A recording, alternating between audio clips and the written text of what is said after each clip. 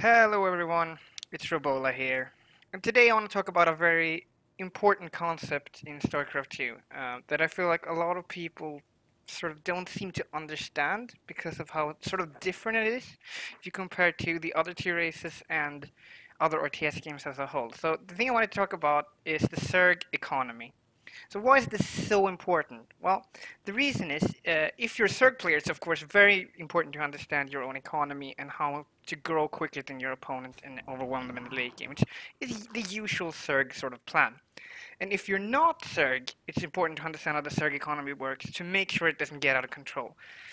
So, so let's talk about this. So if we talk about Protoss or Terran, the way their macro mechanics works is that they're gonna be making units and they're gonna be making workers throughout the whole game, more or less. They usually stop at about 70 or 80, but that's basically the gist of it. Their command centers and nexuses are gonna produce workers all the time, and their unit producing structures are gonna do the same. With Zerg, it doesn't quite work like that. The Zerg has larva, right? All of you know this. If you don't watch this video because you you should probably learn the basics before you watch this. But the Zerg has larvae, and those larvae become either army units or drones. This also means that they can get out more drones than Terran or Protoss in the same amount of time. This means that if you don't put pressure on the Zerg and force them to make units, they will grow out of control. This is a very important concept to understand because a lot of people say, well, I macroed well, I produced all my workers or my probes or my SCVs, but the Zerg still ended up overrunning me by just being able to max out quicker and having a larger economy. Well, that's because you didn't force out any units in the early game. And you Zerg players, you need to try to keep the amount of units you're making to a minimum. This is very important because if you're making a bunch of roaches, say you're making 8 roaches just because you're scared, you haven't really seen anything, but you're like, well, let's just make these 8 roaches to be safe. Well, not only have you spent money on them, which is one part of it, you've also spent larvae on them, which means those are 8 larvae that aren't drones. This is very, very, very important. As a Terran player or Protoss player, you usually make static defense or something to defend attacks, but as a Zerg, you primarily make units, right? So it's very important. So what I would say to you Zerg players as a general a general sort of principle is keep a unit outside their base. If you see them moving out, make the appropriate amount of units to defend that attack. Now, that's going to be really hard to do perfectly.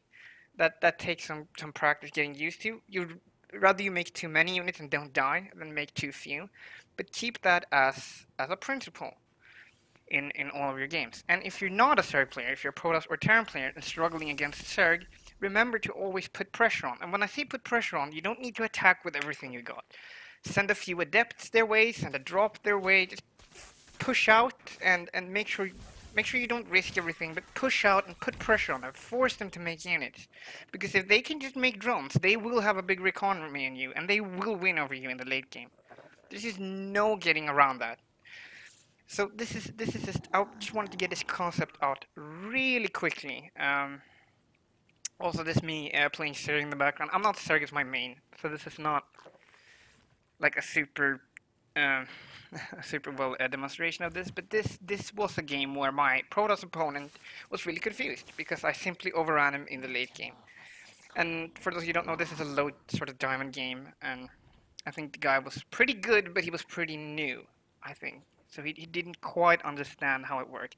And a lot of people don't seem to understand this. They seem to just be confused. Oh, I was making units and I was hitting my injects, but I just didn't have the economy I should have had.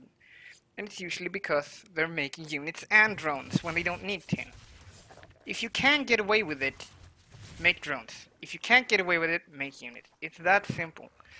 And if you're Terran or Protoss, you have to put pressure on, because otherwise that Zerg economy will spiral out of control and you will lose the game. So this game was actually a pretty good example of this, because it was very little skirmishes. I just sent a few links in the early game, and then you see me just pretty much macroing. I'm just pretty much only making drones here, as you can see. I'm taking up and just making drones. I'm gonna even take my 4th here pretty soon. Yeah, so that's also a concept as Zerg, that you also have to always stay a base ahead of the Protoss or Terran opponent. And this has a bunch of reasons, but that's also something to keep in mind. So when playing a Zerg, I hope you at least gain something from this, because see me still making drones, still making drones. It's a game of drones. It really is. So I hope you found this video entertaining. I will fast forward to so you can see general idea here. So I'm keeping sort of tabs on them, sending some units around, spreading some creep. See, and my Zerg is not very good. You see, I'm hovering a bunch of minerals. It says I'm not a very good Zerg player, but I get this general concept of making as many drones as possible. My army is still pretty small. I'm making some hydras now because I'm reaching the sort of drone count I want. If we look at my drone count now, it's about 60. So I probably want about 10 or 15 more drones, but then I'm done. So I'm sort of trying to reach that drone count now. So I'm starting to make some units. Bit early, honestly. I could probably get away with making um, a few more drones, but still, same concept applies. And this attack should come soon and get utterly crushed. So yeah, I'm just making bannings. So here he comes, and you'll see he gets just utterly destroyed here. And that's another thing against Zerg. You really need to be decisive when you push, because their units come out at once. So if they see you push, they will make units. So you will need to hit before they can get two or because I pretty much got 3 waves of units before he attacked me, which is really bad. If you'd attacked me immediately, it would have been a different story. But I just overwhelmed him here. I mean, see, his micro is fine. Those force fields actually did a lot, but it just doesn't matter because here my rematch comes. I get to make 50 links immediately. Just keep injecting, keep doing all this stuff, and then attack him. So I hope this was at least of some help to you. Yeah, and now I just win the game. So I hope this was at least of some help to you, because I see this frequently where it's like, oh, Zerg is OP, Zerg is OP, like I can't beat them, and this is why they seem so strong. Because if everything is equal, Zerg always wins the game. If both of the players are just sitting back, Zerg will always win the game, because they can always make more workers than you. But they can't make workers and units at the same time, the way Protoss and Terran can. So, if you were a Zerg player, I hope this really helped you to understand what makes the Zerg economy grow and how to overwhelm your opponent in the late game. If you're not a Zerg player, I hope it helped you understand how to not make it grow out of control.